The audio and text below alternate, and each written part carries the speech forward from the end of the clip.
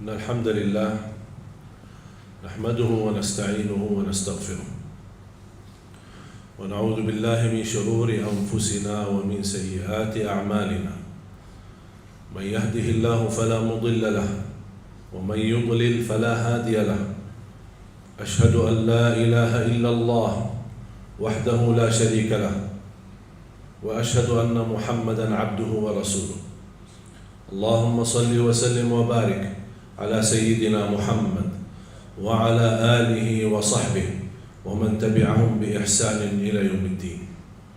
يا أيها الذين آمنوا اتقوا الله حق تقاته ولا تموتن إلا وأنتم مسلمون. يا أيها الناس اتقوا ربكم الذي خلقكم من نفس واحدة وخلق منها زوجها وبث منهما رجالا كثيرا ونساء واتقوا الله الذي تساءلون به والأرحام إن الله كان عليكم رقيبا.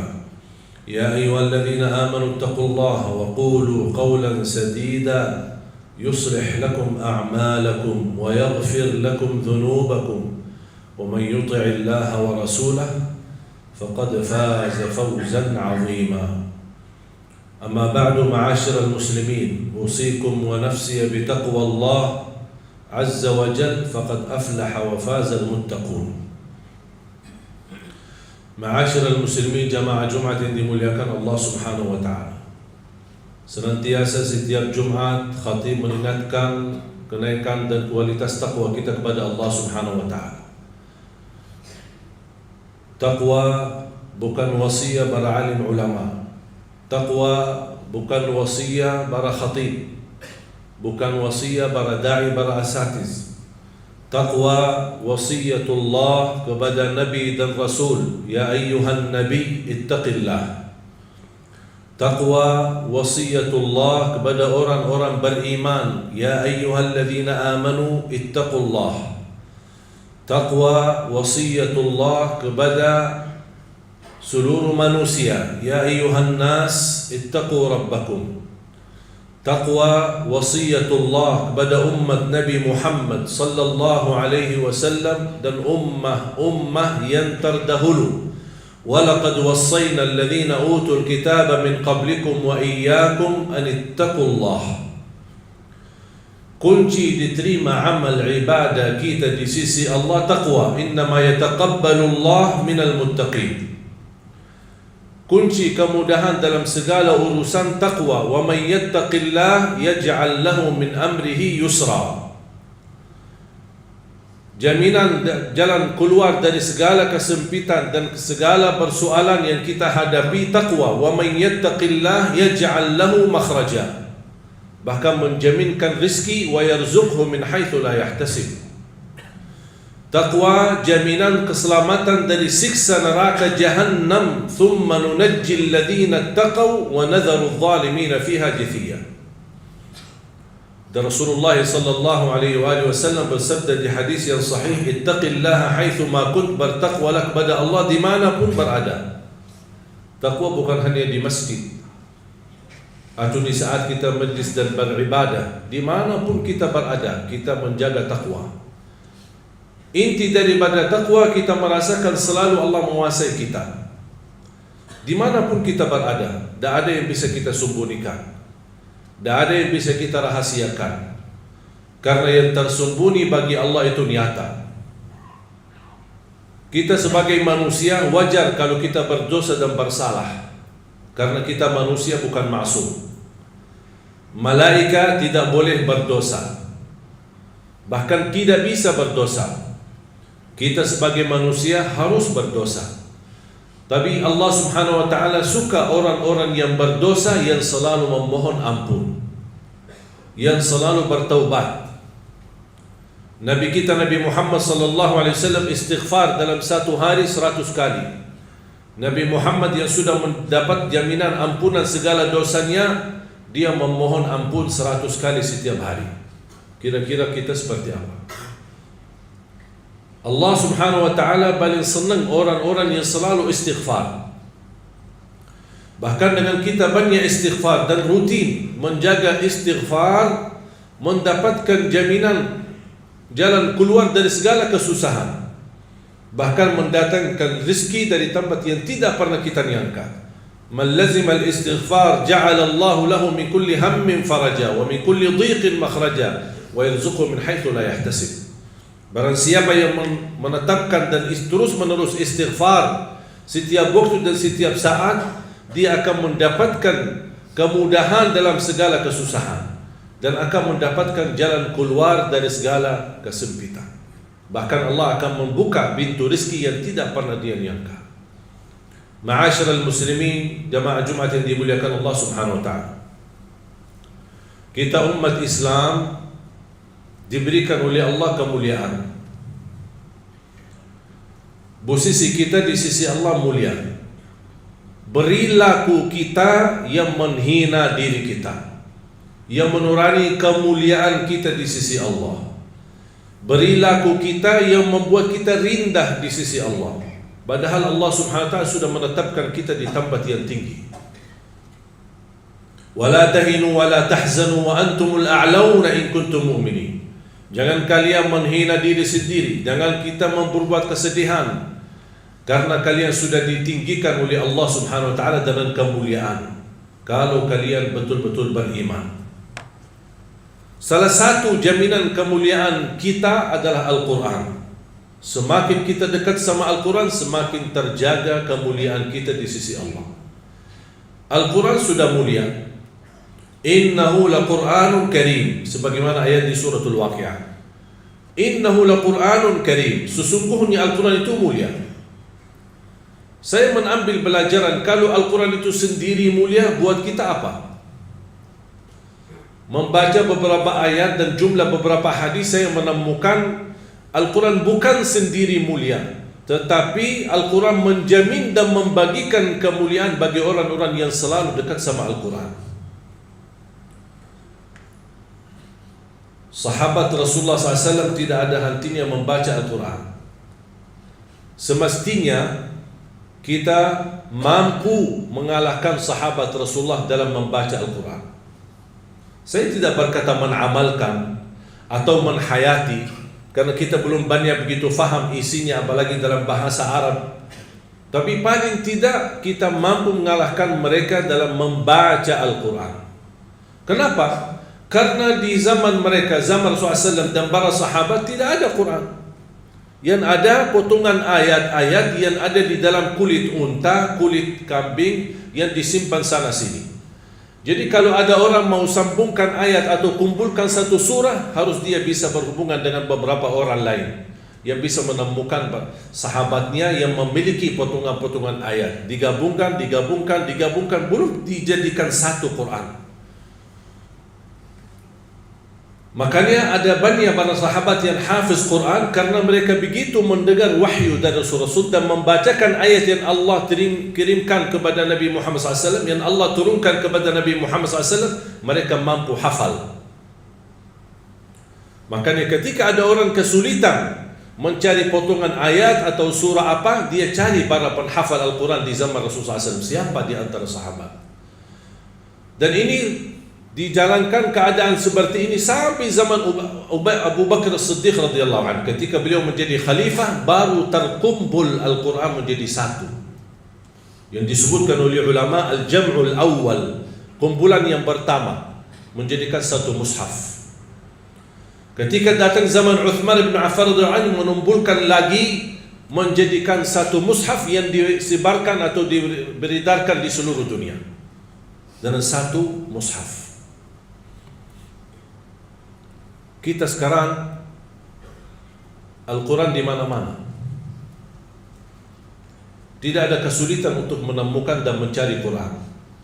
Dari segi harga, dari segi kualitas, kertas warna-warni, bahkan ada sekarang yang bertajwid, ada warna tajwid, ada asbabun nuzul, ada terjemahannya. Ada orang kesulitan barangkali ke pustakaan atau ke toko untuk beli Al-Quran, tidak usah capek. Alhamdulillah HP kita bisa download Al-Quran. Tapi sayang sekali, begitu fasilitas dan kemudahan kita mampu menjadikan Al-Quran budiman sehari-hari kita, tapi justru kita menjauh dari Al-Quran. Berapa kali kita baca Al-Quran dalam sehari? Saya pernah tes, kira-kira kalau maksimal saya khususkan waktu bersama Al-Quran, saya butuh berapa lama untuk khatam 30 juz. Di salah satu Ramadan, waktu saya di Madinah, kita selalu berlomba-lomba dengan teman-teman sekolah. Karena dulu di Madinah teman-teman sekolah, kita libur sekolah mulai dari bulan suci Ramadan. Dan kita sudah sepakat kalau pas bulan suci Ramadan libur, kita bertemu di Masjid Nabawi dan berlomba-lomba sebanyak-banyaknya khatam Al-Quran. Dan saya bersama teman dan ada juga banyak kawan-kawan yang luar biasa. Ada yang 1 kali khatam, ada yang sambil 1 hari khatam 2 kali. Saya ketika tes butuh berapa lama untuk khatam 30 juz.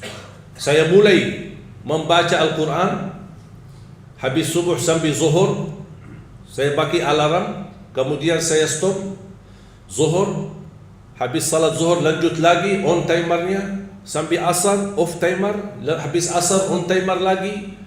Hasilnya habis mengkhatam 30 juz, saya melihat waktunya 10 jam. 10 jam bagi orang yang standar bacaannya cukup bagus, mampu mengkhatam 30 juz. Sedangkan ada orang 1 bulan 30 hari tidak bisa khatam 30 juz. 30 hari. Sedangkan 10 jam cukup. Apalagi sekarang kita di bulan Rajab. Bagi ahlul Quran, sebenarnya bulan Rajab dan bulan Sya'ban itu bulan mulia. Bahkan bulan Sya'ban disebutkan bulanul Quran atau bulanul Qurra. Yang suka membaca Al-Quran, bulannya mereka itu Sya'ban, bukan Ramadan. Kenapa? Karena dari Rajab, Sya'ban mereka sudah mempersiapkan. Jangan sampai masuk Ramadan kita malah malas membaca Al-Quran. Beda sama orang yang dari Ramadan ke Ramadan dia menunggu kesempatan. Hanya dari Ramadan ke Ramadan baru dia memperhatikan Al-Quran. Ada seorang perempuan namanya Kaila. Mungkin jamaah sekalian yang biasa nonton acara Hafiz Indonesia, seorang buta perempuan usianya 7 tahun. Saya tanya, Kaila berapa banyak membaca Al-Quran dalam seharinya? Dia jawab 5 sampai 7 juz. Saya berkata, kok kebanyakan banget? Banyak sekali. Tak capek? Kasihan kamu. Apalagi mohon maaf kamu buta. Kalau kamu tak baca Al-Quran, saya yakin Allah pasti maafkan. Karena kamu diuji dengan buta mata. Apa dia jawab? Dia berkata, saya malu sama Allah menjadikan buta saya alasan tidak membaca Al-Quran. Ini anak usia 7 tahun. Kira-kira alasan kita apa? Padahal kemuliaan yang kita dapat dari Al-Quran itu luar biasa. Sayang sekali kalau kita sudah memiliki di tengah kita kitab yang termulia, kitab yang tersuci, kitab yang teragung, tidak ada keraguan di dalamnya. Alif Lam Mim, dzalikal kitabu la raiba fihi hudan lil muttaqin. Dan membaca Al-Quran walaupun tidak mengerti isinya, tidak memahami maknanya, tidak apa-apa. Tetap dapat setiap satu huruf 10 kebaikan. Jadi kalau jamaah sekalian membaca, tidak faham sama sekali, hanya baca saja, tetap mendapatkan setiap satu huruf 10 kebaikan. Alif Lam Mim bukan satu huruf. Alif satu huruf, Lam satu huruf, Mim satu huruf. Satu huruf satu kebaikan dilipatkan 10 kali lipat menjadi 10 kebaikan. Rugi kita diberikan kesempatan yang mulia seperti ini. Mana ada amal atau bacaan sebuah kitab atau apa saja kita hadis pun belum tentu dapat 10 kebaikan. Hanya Al-Quran satu huruf Bukan saat satu kali baca dapat 10 kali lipat. Dia menghitungkan berhurufnya, kita mendapatkan 10 kali lipat. Sayang sekali jamaah sekalian berhari-hari lewat tidak baca Al-Quran. Sedangkan fasilitas dan kemudahan ada di tangan kita. Tak bisa baca Al-Quran karena alasannya masih buta huruf atau berbata-bata. Jangan khawatir, ada berita gembira. Di hadis yang diriwayatkan Imam Muslim, Rasulullah SAW bersabda, "Walladhi yaqra'ul Qur'ana wa yatata'ta'u fihi wa huwa 'alaihi syaq lahu ajran." Barang siapa yang membaca Al-Quran dan dia mendapatkan kesusahan sambil berbata-bata dalam bacaannya, apa dapatnya? Apakah dosa karena berbata-bata? Kesulitan dalam membaca, apakah itu dosa? Kata Rasulullah SAW, tidak, itu 2 pahala. Falahu ajran, 1 pahala karena dia mau membaca, 1 lagi karena kesusahan dan kesulitan yang dia hadapi saat membaca. Mohon maaf, tidak bisa baca sama sekali, alhamdulillah masih bisa simak, dengar. Sambil naik motor, sambil kita menjalani tugas di kantor, atau kita kemana saja pergi. Alhamdulillah sekarang fasilitas mudah. Dengan HP kita bisa kita dengar murattal, sambil kita khatam 30 juz, walaupun tidak mengerti isinya, mendapatkan keberkahan. 1 ayat kalau kita jaga setiap habis salat fardu dan ketika mau tidur, sebagaimana bersabda Rasulullah SAW, "Man qara'a ayat al-kursi dubura kulli salatin laysa bainahu wa bainal jannati illa yamut." Barang siapa yang membaca ayat kursi setiap habis salat fardu, dijamin menjadi ahli surga. Coba 1 ayat saja menjaminkan kita masuk surga. Kira-kira gimana 30 juz Al-Quran? Dan selalu saya sampaikan kepada jamaah, kalau seandainya buru-buru, lagi ada rapat, ada meeting, ada urusan mendadak, tak bisa berlama-lama di masjid, tak apa-apa, habis istighfar langsung baca ayat al-kursi, terus habis itu jalan. Terus gimana? Subhanallah walhamdulillah dan zikir-zikir yang lain, tak apa-apa, sambil jalan pulang bisa kita jalankan zikir itu. Asal jangan tinggalkan ayat kursi setiap habis salat, karena itu jaminan mendapatkan surga Allah Subhanahu wa ta'ala. Saya harap jamaah sekalian, kita mempersiapkan diri mulai sekarang. Jangan menunggu Ramadan yang datang, karena belum tentu bertemu Ramadan. Tidak ada yang punya jaminan punya umur sampai bulan suci Ramadan. Makanya saya harap, kalau tidak bisa 1 juz dalam 1 hari, minimal mulai harimu baca Al-Quran, tutupi harimu dengan membaca Al-Quran. Tunjukkan perubahan. Kalau anda ingin Allah rubahkan nasib kita, anda ingin Allah merubahkan rizkimu, Allah ingin merubahkan keadaanmu menjadi lebih baik, tunjukkan perubahannya kepada Allah Subhanahu wa ta'ala. Tunjukkan perubahan yang luar biasa, akan dapat anugerah yang luar biasa. Tapi jangan kita menjadi hamba biasa-biasa saja, tapi minta sama Allah yang luar biasa. Itu tidak adil. Oleh karena itu jamaah sekalian, mari kita minimal mulai harimu baca Quran semampunya. 1 ayat, 2 ayat, 1 halaman, apa yang anda mampu tunjukkan. Begitu habis subuh, sebelum beraktivitas, sebelum jalan ke kantor atau kemana, kita baca Al-Quran. Begitu pulang, sudah mau tidur, siap-siap, sebelum tidur ambil air wudu dan baca Al-Quran. Habis itu tidur. Semoga di antara kita memulai hari kita baca Quran, tutupi hari kita baca Al-Quran, semoga di antaranya kita mendapatkan keberkahan oleh Allah Subhanahu wa ta'ala. Berkah terjamin. Saya belajar dari ibu saya, setiap hari tidak pernah lewat pasti khatam suratul Baqarah. Setiap hari. Karena Rasulullah SAW bersabda, "Alaikum bi suratil Baqarah, fa inna akhdaha barakah wa tarkuha hasrah wa la tastati'uha al-batalah." Ambillah suratul Baqarah, jagalah suratul Baqarah. Barang siapa yang membawa suratul Baqarah, sesungguhnya dia telah membawa keberkahan. Dan barang siapa yang meninggalkan suratul Baqarah, kata Rasulullah SAW, akan menyesal. Kira-kira mau mendapatkan keberkahan atau membawa penyesalan? Kalau kita merasa diri gagal menjadi ahlul Quran atau menghafal Al-Quran, mohon dengan sangat, jangan gagalkan anakmu menjadi penghafal Al-Quran. Saya kagumi dan terkejut ketika melihat anak-anak hafiz Indonesia, rata-rata dari orang tua yang awam, orang tua yang buta huruf, orang tua petani, orang tua yang tidak punya kemampuan. Bahkan ada orang tua yang tidak pernah belajar sama sekali Al-Quran, tapi begitu dia memperjuangkan, sampai ada seorang ibu berkata, sudah hentikan buta huruf lagi. Di masa kami cukup banyak orang buta huruf, kami tidak mau di generasi-generasi anak-anak kami masih ada yang buta huruf. Kalau anda gagal menjadi penghafal Al-Quran, mohon jangan gagalkan anakmu. Kalau itu pun anakmu tidak berhasil menjadi penghafal Al-Quran, jangan gagalkan hartamu untuk mendukung dan membantu program Al-Quran dimanapun. Supaya apa? Datang di hari kiamat kita berkata, ya Allah, mohon maaf, saya tidak bisa menghafal Al-Quran, anakku pun tidak mampu menghafal Al-Quran. Ya Allah, jadikan hartaku, sedekah, zakat, infakku menjadi saksi baik untuk program Al-Quran. Mudah-mudahan kita mendapatkan orang-orang yang menilai atau mendapatkan syafaat di Al-Quran di hari kiamat. Barakallahu li wa lakum fil Qur'anil azim wa nafa'ni wa iyyakum bima fihi min al-ayati wa dhikril hakim. Aqulu qawli hadha wa astaghfirullah li wa lakum wa li sa'iril muslimina wal muslimat min kulli dhanbin wa khati'ah fastaghfiruhu innahu huwal ghafurur rahim. Alhamdulillahi ala ihsani wa syukru lahu ala tawfiqihi wa imtinani.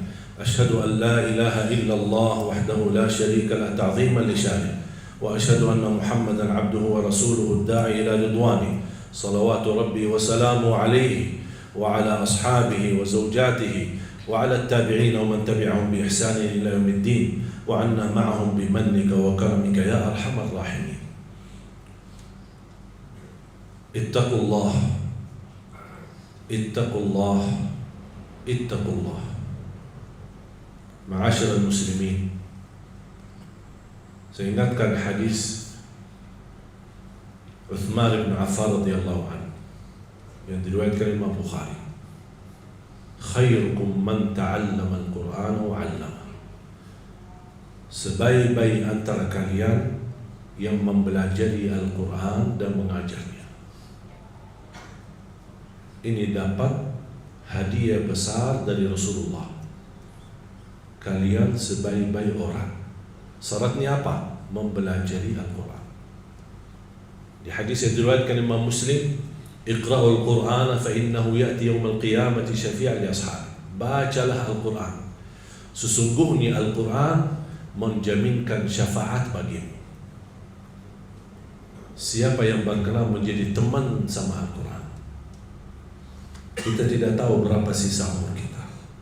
Mari kita sama-sama menjadikan sisa umur kita berteman sama Al-Quran. Lagi pusing, lagi menghadapi masalah, coba buka Al-Quran. Wallahi bakal adem, enak, sejuk hati kita.